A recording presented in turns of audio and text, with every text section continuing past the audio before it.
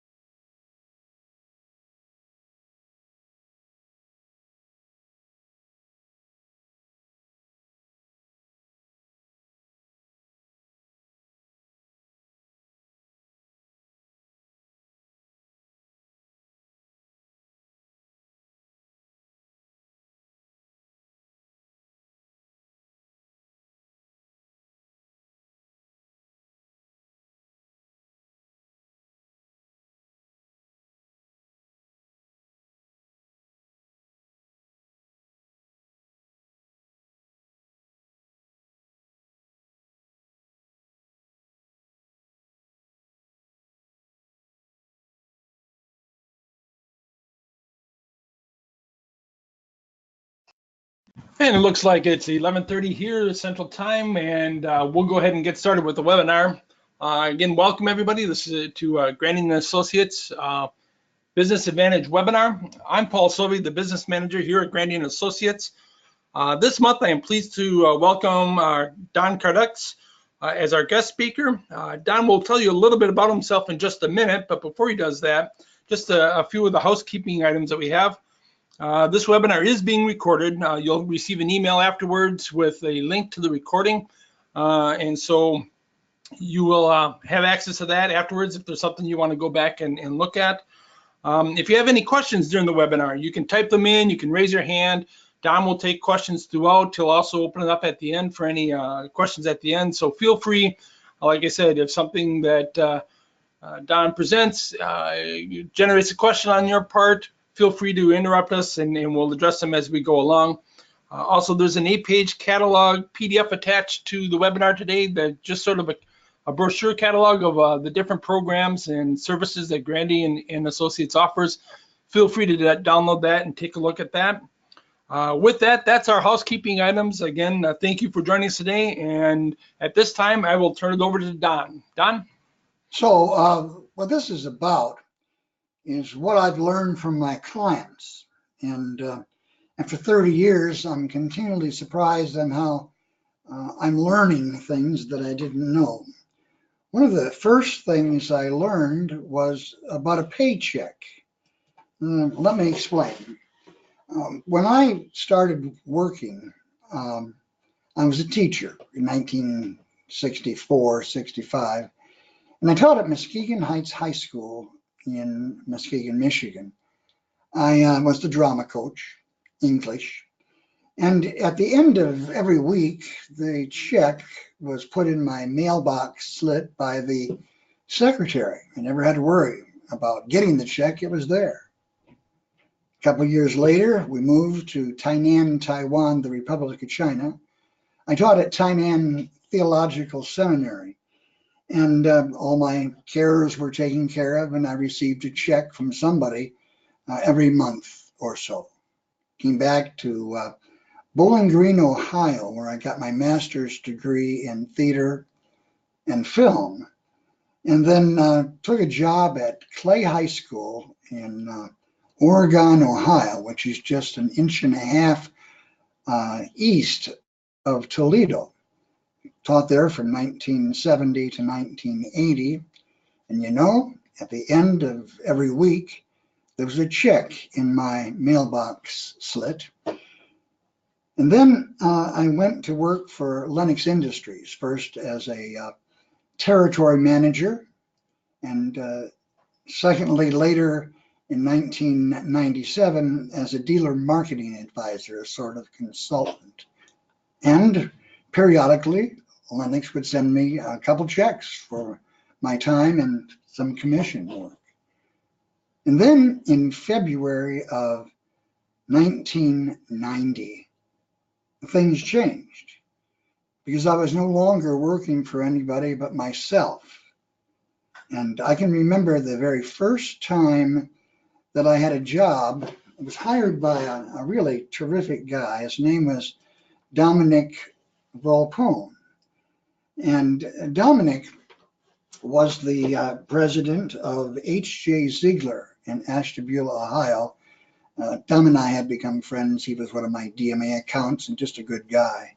In fact, he's interesting because he created this front to his new building with Dave Lennox there, all lit up at night. In fact, there's Dave now that we talk on. Now, this is what happened that day that I finished the seminar. Dominic and I sat down at his office, and he says, boy, that was a good job you did, and the people really appreciate it. And I think they learned a lot, Don. And I said, yeah, I think they did, and I really enjoyed doing it. I want to thank you for the opportunity. And we talked for 45 minutes, finally talking about how blue the sky was and how green the grass was.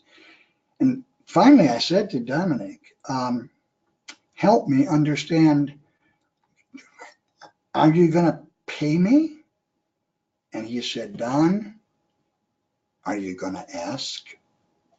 So a lesson that I learned the first time with Dominic was, number one, if you earned your money, then ask for it.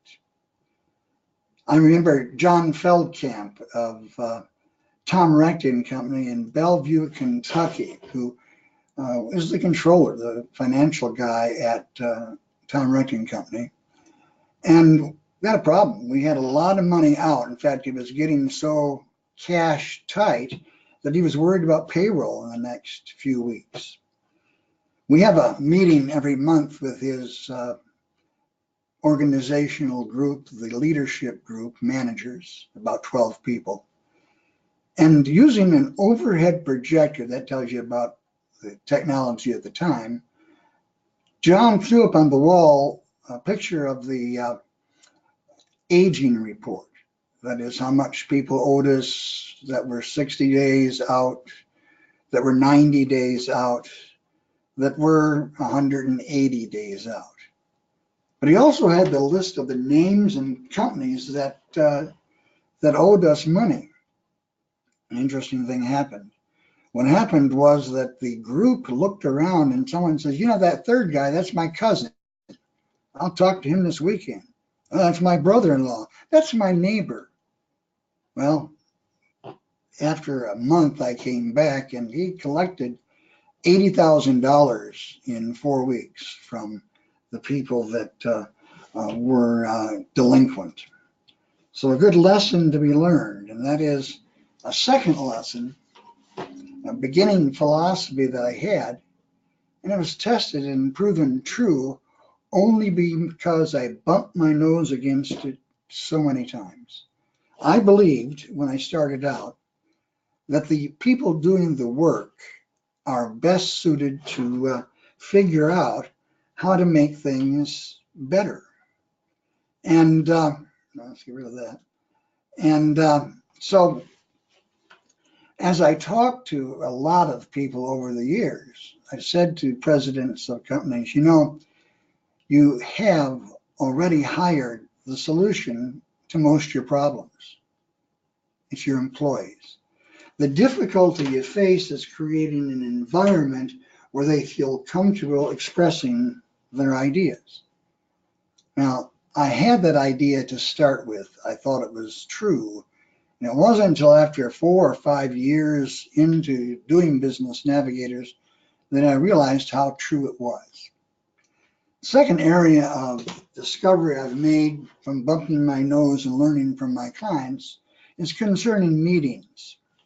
Now, these are things that my clients told me about meetings. They said that when you, Don, wait for everyone to come to the meeting, it starts not at 9 o'clock, but at 9:15. Then the next time we have a meeting, they all believe it's going to be a 9:15 meeting. And so the rule is that you need to start on time. The second thing I learned was you need to end on time. In fact, I have a saying that I use. And what I say is this, is that, first of all, all meetings should start on time. If I close the door at 9 o'clock, then those people coming in late are going to in fact be noticed, embarrassed, and then chances are the next time that they come to a meeting, they'll show up. The meeting should end when the agenda or the time is run out, whichever comes first. A lesson that I was learned, because here's one of the things that happens to people in meetings.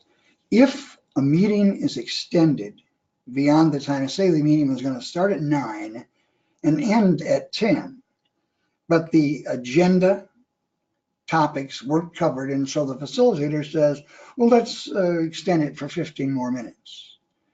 Well, I'm here to tell you that does two things. It really makes people upset because they had planned on other meetings and places to go at 9. And secondly, they're upset because they think, well, the next time that we have a meeting, the same thing will happen. So their enthusiasm for meetings drops. I like to do this. I start the meeting on time. At the end, I give it my benediction. Now, my benediction goes something like this. Meetings shouldn't last any longer than they take. And this one is over. Go away. That benediction will be delivered before the half hour's ended. We have 45 minutes or so left. Now, meetings should also be scheduled and never canceled. One of the rules that I set up, learning again from my clients, what didn't work. If they're postponed, they should be made up before the next scheduled meeting. I worked with a wonderful guy named Tom Gabrielson. Tom is the president of Gabrielson Heating in Davenport, Iowa. We worked together for a number of years. And one of the things that he believed that we talked about is that meetings, if they're postponed, they should be made up before the next meeting. So they had 4 meetings a month, and the last one, the 4th meeting, was when I came in to meet with them. And so they had 3 meetings without me. On one day, I arrived at the Davenport hotel I was staying at and looked and saw Tom and his leadership team in a meeting. First reaction, oh my gosh, I must have missed something schedule-wise. I didn't realize there was a meeting. So I went over and interrupted and said, guys, what's going on? I didn't know about this meeting. He said, no, we're trying to get this as meeting number 2 done so that we can get number 3, so that on tomorrow we can have our scheduled meeting. What a funny group of people. About meetings should be held and not canceled, postponed. A lesson learned from Burlington, Iowa, Frank Miller Company there. I worked with them for about 15 years. On July 10th of 1993 was the Great Flood. The Mississippi River had risen 10 feet above flood stage. And in fact, in this picture, you can see that a bridge I went across that looked a little bit like this railroad bridge was a metal bridge. And on that day, I'm crossing that bridge. Now, usually I look down and it's 10 feet to the level of the water. And that day, the water was lapping at my wheels. And when I got to the other side, a cop comes up to me and says, are you nuts? What is wrong with you? You could have been killed. That bridge is about ready to go. Didn't you see the signs? I said, no, I didn't see any signs. And he got his binoculars out and he looked and he said, oh, the sign has been washed away. Well, you're one lucky whatever. And as I went through town, I could see all the sandbags and things on the river trying to protect the different buildings that were there. What I found with Matt Coffin, group is this. The building is about a block square. It's an old brick building, 3 stories. And when I walked up to it, there was the Mississippi surrounding it. And out from the basement were hoses that were 6 inches in diameter being pushed the water out of the basement. It was 6 inch pipes, large plank that I walked up to and saw MacArthur Coffin III, 5th generation owner of the company, muddy from head to toe, wearing waiter boots and looking exhausted. And I said, Mac, good God, I didn't realize when I was driving here how bad it was. I never would have come. I guess we're going to have to postpone the meeting. And Mac looked at me and he said, no, wrong, Don. The team is waiting in the conference room. And they were muddy, exhausted, but we had 2 hours of successful meeting dealing with the issues that we had for the company. I think about Frank Miller quite often when people say to me, well, Don, things are just too busy here to have a meeting. And I'm thinking, how can you be any more busy than having your building surrounded by the Mississippi River, I think. Now, it's also true that meetings should be fun. I think that creativity is expanded when, in fact, we laugh a little. Now, a good example is that the creativity is opened up. People think, I think, better than they do when they're being all sober and bored. A good example is that the John Nugent and Sons company in Sterling, Virginia, a real interesting place because it's about 15 miles out of Washington, D.C. And if you're going to plan a service call, you're going to figure that it'll take an hour to get from the shop to this place or 3 hours, depending on the traffic that day. Well, here's an example of the way that the John Nugent and Son handles a meeting. This is a meeting that was typical of what we had. So let's see if we can get this to work. Let's go. Ted, you like this meeting?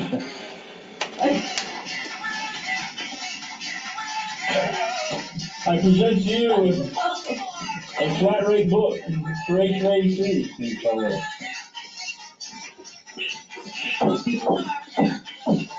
This is a celebration. This card began in December of this year.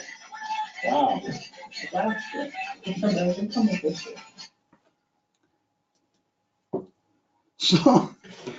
So almost every meeting with the group was like that. They were just bonkers, but accomplished a great deal. Another lesson I've learned in the last 30 years from my clients is the importance of planning to plan. That is that we plan installations of equipment a couple of weeks out. We know exactly when we're going to arrive there, how long it'll take. We plan service calls, sometimes a month out, knowing when we're going to arrive, the window, and what we need to do. Personally, we expect from our doctor and our dentist schedules to meet once a year or every quarter or whatever it is. Meeting, planning to plan, should be scheduled just like that. I worked with P.K. Wadsworth in Solon, Ohio, and what we did for about 8-10 years is we had an annual management retreat. Paul Wadsworth, one of the brightest people I've ever met in my life, insisted that we do it this way. We took 2 days and off-site. In fact, Paul belonged to the Parma skate club, ice skating rink that is very, very la-di-da and wonderful people with money that go there. And in fact, we had to walk through the practice of dance, ballroom dance, by it looked like 4 or 5-year-old kids. It was interesting. At these meetings, on the off-site meetings, we did a SWOT analysis. Most of us know what that is. That is the internal part of SWOT analysis, is the strengths and weaknesses identified, and then we actually prioritize those. SWOT analysis, the external opportunities and threats. And as we said, we collected all those ideas for the individual ones. And then in Paul's request, we prioritized the top strength, the top weakness, the top opportunity, and the top threat. That helped us to understand what we could do to prepare for the next year. We had a stop doing list that we liked out of the book Good to Great by Collins. He also had an on and off the bus experience. Again, all these things directed by Paul, who said these would be a good thing to do, and we did. Finally, it was the critical action matrix that my clients helped me develop. The critical action matrix is a tool, and I use storyboarding as a visual technique. The truth is that here's a picture of Paul at the boards, and one of our advisory board management meetings retreats. This is a part of the analysis that we do in critical action. The blue row is the last 12 months. The green row is what we'd like to do, and the cards below it are the actions we think we need to take. So we look at generally 7 areas of the business. You see 6 there. We deal with the office, marketing, sales, service, installation, physical plant, and management. But my definitions for those are pretty simple. An office portion are those people that answer the phone and type up things. The marketing is anything that we do to get leads. And of course, the job of sales is to convert those leads into work. In the HVAC business, we have a production area of service where we go out and fix things that are broke or fix them before they're broke. And installation, things that we put new equipment into old or new buildings. The final physical plant is merely a way of looking at the 2 things. The geographical market we're in, are we located close to our customers? Or the use of the space within the physical plant, which includes, by the way, the trucks, are they organized and so forth. And finally, area 7 is management. I like the definition that management's job is to remove the barriers that stop people from doing as good as they could. Paul, because he's inventive and interesting, added a 8th area, technology. And so we took those 2 days to plan the next year and the year after that and the year after that. Planning to plan, taking the time to do it, I've been taught, is very important. There's a lady named Bridget, and she works with Aronco Comfort Air in Burlington. Bridget's a very interesting character. She's 35, 32, I don't know, housewife that we hired to be our marketing director. And Bridget turns out to be much more than that. Usually what happens is people with A-type personalities, and I believe Bridget is a triple A-type personality with the charm of a lady. So rather than being aggressive and difficult to deal with, Bridget has abilities to charm people, talk to people in an interesting and good way. When we taped something that Bridget did, the problem I had, of course, was that I couldn't edit it. So what I'm doing is to show this presentation, and then I'm waiting until just before she talks. So there's Bridget. Bridget and Andy Wolf, who is the president of the company, the son of the owner, who is a most interesting character. Ronnie Wolf, one of my dear friends, plays the part of a dumb hillbilly in Kentucky. He's one of the smartest, craftiest people, and don't ever try to beat him at horse trading. But here is an example of the kind of thinking that this group at Aronco did off-site, not with me, because you can see it's not storyboards, but this is some of the evaluation that they did. At a time, so go ahead. So to get information out to the area about who we are, what we want to do, and what we can do for them. So we've tried to put our focus on building the brand awareness of our name, and then to make sure that the market knows, what we can do for them. And our goal with that is not only will it get our information out there to them, but it will allow us to grow and have sustainability as a company for our employees and for the people that do care about, the success of Aronco. Some of the objectives that we've created are marketing strategies, and like Doug mentioned earlier, SEO for our website is a huge thing that we need to focus on. So people are doing their due diligence and doing research that we rank top, and they find us and contact us to learn more about, what we can do for them. But we've just developed a great strategy on how to become the #1 in the region. Now, my point in this, and I'm trying to get back to the PowerPoint, my point in this is that here are very, very capable people giving an opportunity for other capability people within the organization. The culture at Aronco, and I'm not going to talk about culture today, but the culture at Aronco is incredible because of the leaders and the leadership team. I want to go back to PK Wadsworth with a little clip of their response to the retreat concept and what they feel they've learned from doing this. They did it, as I said, 8 to 10 years in a row. This is the results of their thoughts at the end of one system.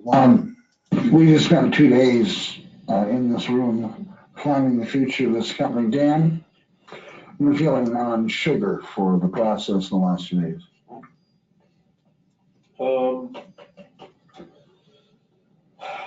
The best thing that came out of that was setting up the criteria for on the bus, off the bus, and it really made we realize how many people we have to work on to either keep on the bus or get them gone. I mean, sugar. That is. I just like the whole process of having build the boards up from the different analysis we did even from last year to end up with our criteria going into next year. And then also, once again, I think it's just great, everybody working together, different viewpoints, but yeah, we can still come together, and I think it's what became apparent. And salt? Salt, I think, is the interruptions or we get sidetracked and that takes a lot of time. George, sugar? Well, Don, as always, I really value your time here. A little sarcastic. The whole process. Quite frankly, without you, I don't know how we could have really not had this done. I like the process. I leave rejuvenated. It's always interesting. And salt? Show tunes, Don. Show tunes. I am teased a lot because I have the heart of Fred Astaire and the voice of Elmer Fudd. And I have a tendency to break out in song during meetings when I start to bore myself. Paul, sure. I think it's a good process to go through it. It's so easy to get caught up in your day-to-day and lose sight of what managers are really supposed to be doing, which is steering the ship. Elevate you out of the morass of the daily stuff that happens. You're looking at one of the brightest people in the industry. Paul Wadsworth, I think, is now retiring from the company. I think that his son is taking over Tyler. And what a wonderful company in Solon, Ohio, the PK Wadsworth Company. A next category of things I want to talk about is the realization from a lot of my clients that it's good to involve everyone in the process. You know, Tom Rectum, we mentioned earlier John Feldkamp. Well, Tom Rectum also decided it would be a good idea to have a temporary advisory board. And he thought the more input that he could get, the better the outcome. And so Tom invited not only his management team of 12 people, but all of his employees, 40 or 50, and all of the employees' significant others. Tom invited his suppliers, his banker, accountant, all the suppliers that sold him equipment and materials.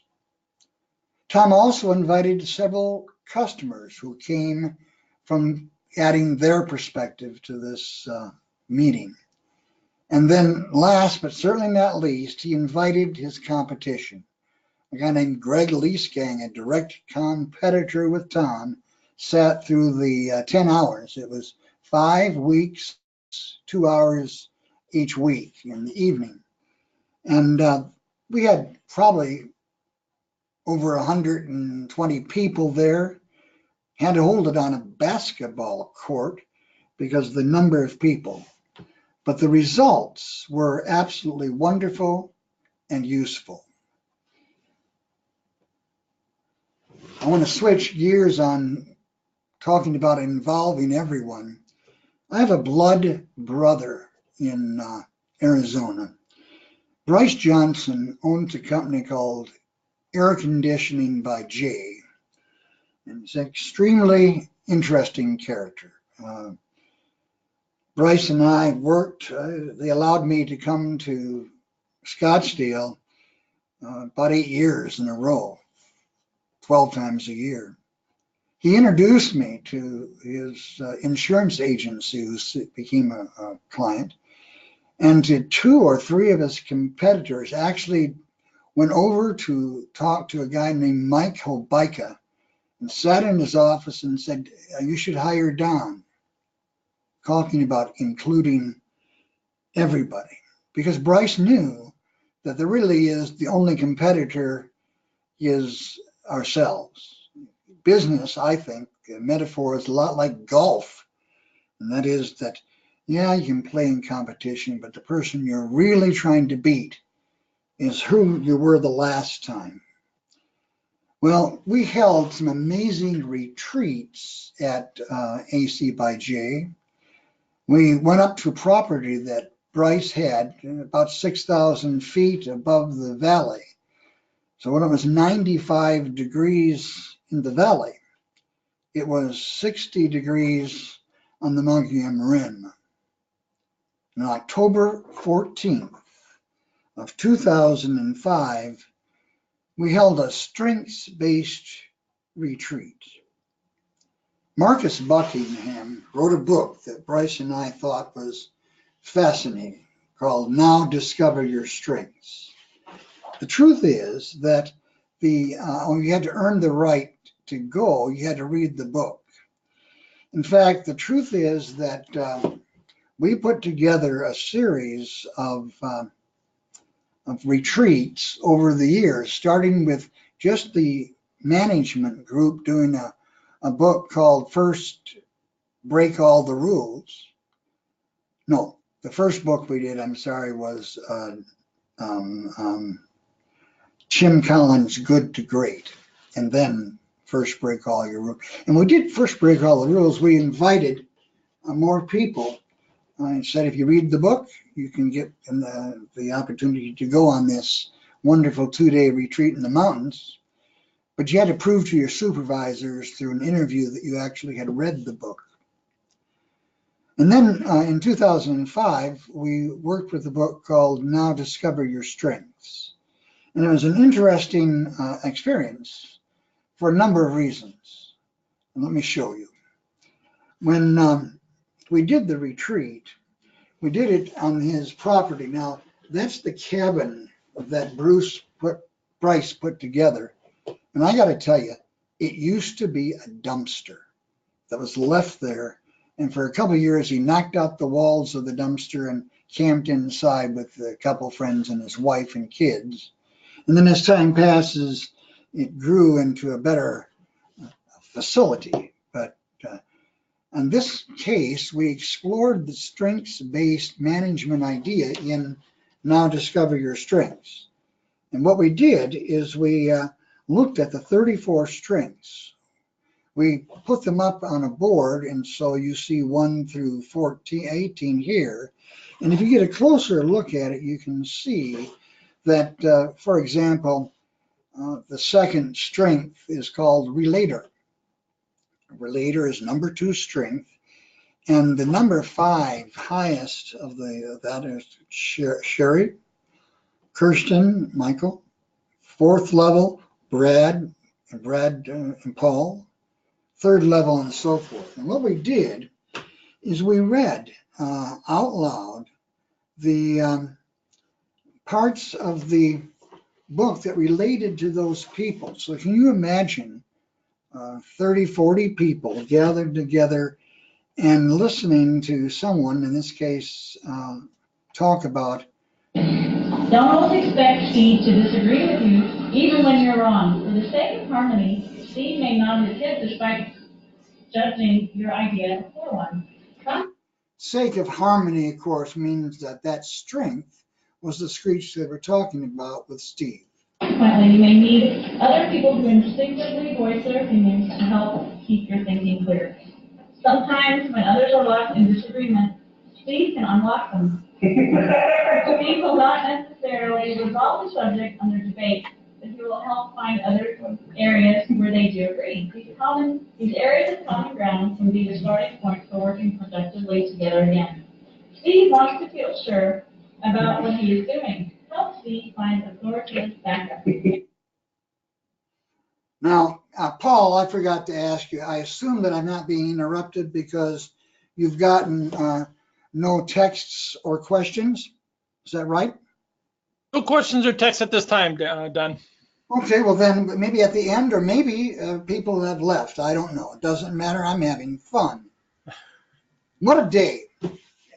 34 themes read aloud, one after the other.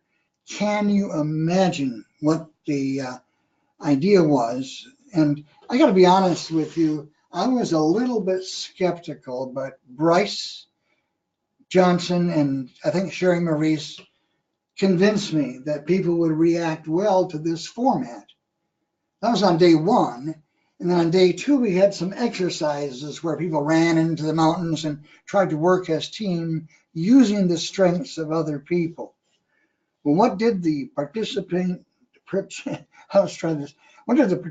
think? Well, here's a collection of some thoughts that the people who attended that retreat had. Okay.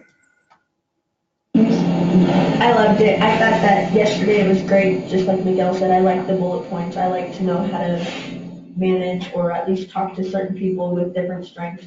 I also like today because you got to learn people more on a personal level. Like with Paul, I had never ever known anything about him whatsoever. I'd see or said hi to him in the office and stuff like that. But now I feel a little bit closer to him now that we actually went out and did stuff together on a more personal level. So. I think what impresses me the most is when a company's going through a big change, it's usually from a top down, and you get a lot of resistance and a lot of animosities from the worker bees. And I look around this retreat this weekend, and there is the majority of this company is backing this 110%. It really gives me a great energy. Yeah, I'm just a little bit, excuse me, kind of thankful for the healthy, positive, sometimes entertaining tools I've learned to help me communicate with everybody else towards success and whatnot. I think these tools towards success are going to be invaluable for all of us. Well, the benefits that I think that I've gained from this weekend are twofold. The first is that the company as a whole, like I was just so impressed by the way that everyone has just really gelled together, that like immediately there was a comfort level that I had rarely experienced with coworkers, and it was really cool that it happened really quickly. And the second thing is that only today I was actually able to take steps towards a goal that Sherry had made for me in my review earlier this year about understanding that conflict is necessary and it is very productive sometimes, and that I need to embrace that and use it. And so I was able to start doing that a little bit more this weekend, so that was another good benefit. Strengths rule, communication rocks. This team, like you said, is phenomenal. And I'm just amazed that the strengths that we learned about yesterday, the talents that we learned about today naturally came up that we learned about yesterday naturally came up in the experience that we had today. There was no instruction to really use those strengths. It's just things that came up, and every team used them in different ways, and that to me was just great. So I've covered now the things I planned to cover for today. If we had time, I could talk about looking at everything, or shared success, or count and react, or ask for help, cool head over a warm heart, and sugar and salt that we'll try today. But the truth is this, that we wanted to make this about 45 minutes, and we have just 5 minutes left in that 45. So I'm going to open up to any questions that people might have. You can ask me through Paul any question in the universe. I'm going to give you some time to think about that as we basically stare at each other. I think maybe what I'll do is I'll give you 2 minutes to any questions. And in the meantime, we're going to talk about this later, but I'd be interested in your feedback. We talk about sugar and salt. In fact, we're going to do it here. But this is the first time that we've tried this. It was kind of interesting, fun, and I hope that there are positive things that helped you and others. But I just want to check now with Paul. Have we had any questions, Paul? We do. We've got one from David. His question was, let me get here. What have you seen as the biggest obstacle to getting a team to work together towards a common goal? What's the biggest obstacle? I think that the biggest obstacle is the attitudes of the people. Remember, there's a term that's used it goes like this: hire for attitude, and you can train for skill. And I'll be honest with you, if you read First Break All the Rules, you'll understand that people really don't change that much. And so what you need to do is to make, first of all, sure that you've got the right people with the right attitude.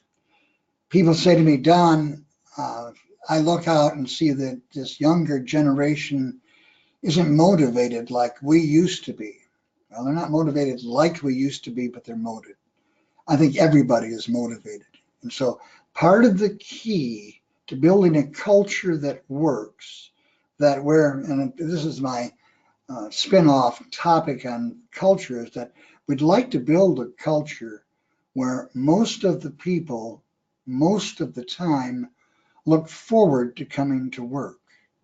And so, as I mentioned earlier, that the job of managers is to reduce the barriers that stop people from doing as good as they could. I think that the job that we face in trying to change that culture to something positive is to acknowledge that people are doing things that are good. You know, one of the difficulties we have is I've heard for 30 years, well, they always tell me when I'm wrong, they never tell me when I'm right.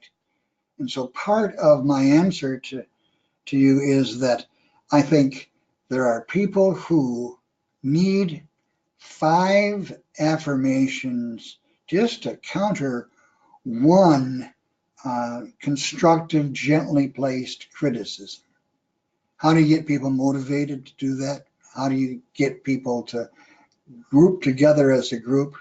Well, I think that what you need to do is to help them to understand that they're part of something bigger than themselves. You know, a lot of groups created, whether it's church groups or bicycle groups or political groups, people like to belong to something they feel is bigger than themselves. And so that might be at least a part of an answer. Thanks for your question. Paul, is there anything else?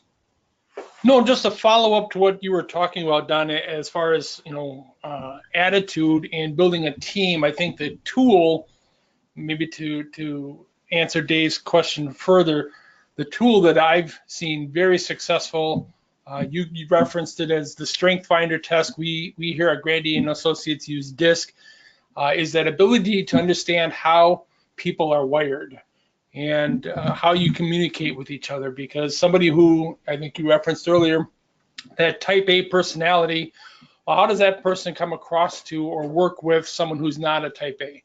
And having that understanding is invaluable in the business. And no matter what tool you use, whether it's DISC that we offer or some other tool, to gain that knowledge of your team, both the owner, the staff, the technicians, I think is invaluable towards that unity that companies are often looking for. I second that. You know, the Myers-Briggs test is the granddaddy of DISC and all of these other types of tests. I took the Baylor University in Peoria. I took that's my thing ringing. I took the Myers-Briggs test. The full test takes 2 8-hour days and helps you to understand a little better who you are as a person. So I agree with you, Paul. The discussion, if you recall, at the AC by J, when the people were talking about the reactions to the retreat, a lot of it was based in understanding other people. I assume nothing else, Paul? We have one more question from Sherry. She's interested in more of those topics that you listed at your last slide, the additional topics that you want to talk about. And how can she get either more information from you or are you going to be doing another webinar on those topics? Well, I'm always glad to talk, and I'd have to be invited to doing a webinar because I don't know how to set them up. And Grandy and Associates, and Tom and I go back a lot of years. Grandy and Associates are wonderful at doing that.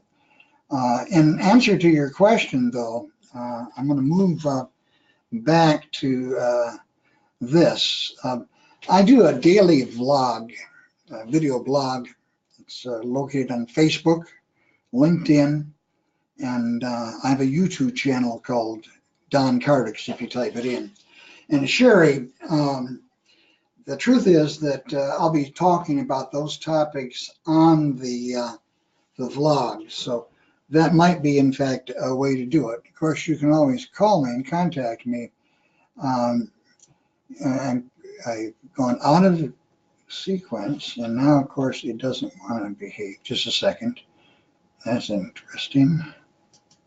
There.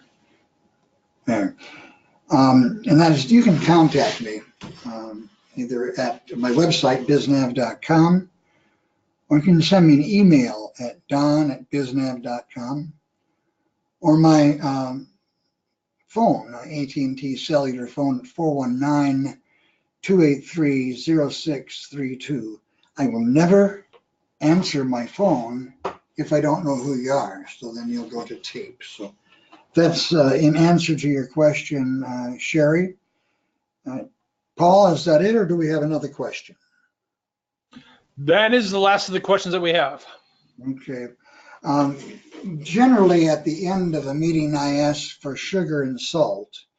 And because of our time, I'm not going to go into that. Sugar is something you liked about the experience that we had, and the salt is a concern you've got.